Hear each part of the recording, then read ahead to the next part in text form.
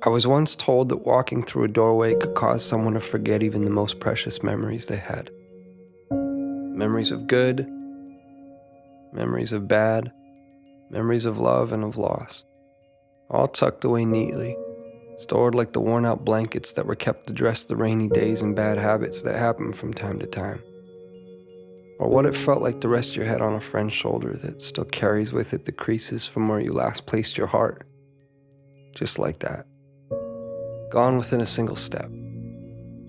That somehow 3 beams and an imaginary line drawn across some old aching floorboards were all that stood between you and the infinite silence of the very things that once colored your mind with sound. It's funny. You can make yourself believe almost anything if you think about it for long enough. Was that you? Was that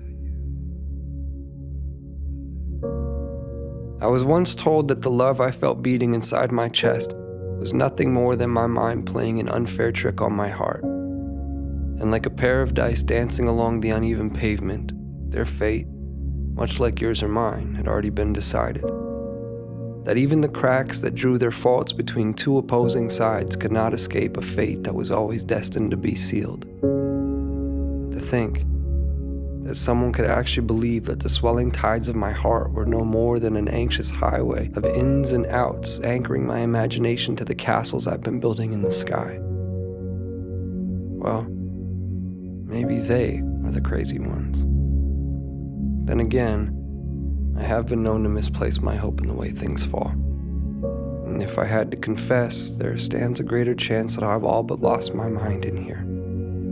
So I suppose it's better off this way.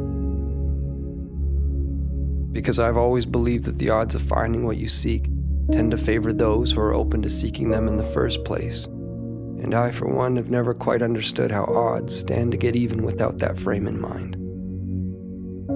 To be clear, I've seen a million faces. I've seen a million different faces, each one mirroring that of your own.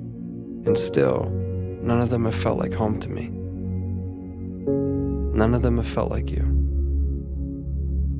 So here we are. And I can vaguely and strangely trace your outline. I can remember what it felt like to hold you. I can remember what it was like to stare blindly into your eyes for what felt like an eternity. How could I forget that?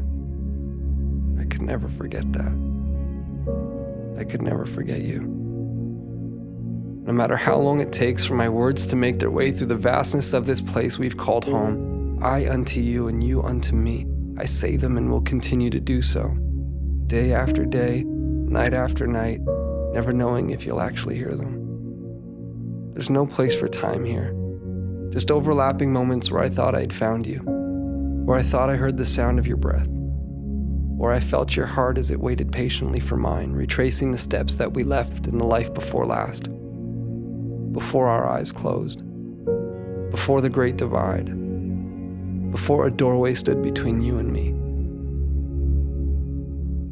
As it stands, I found myself in that doorway again, with both feet in and your heart on my sleeve, but I can't bring myself to walk through this time. Not yet, at least. Not until I take one last look and see that it was you. That it was always you. Our hearts strewn across those old fragile floorboards. The silhouettes of each and every one of our memories playing out like a story that we both know we've seen before. I remember now. This was where I first found you. And beyond those closed doors, I will find you again. My love. I will find you again.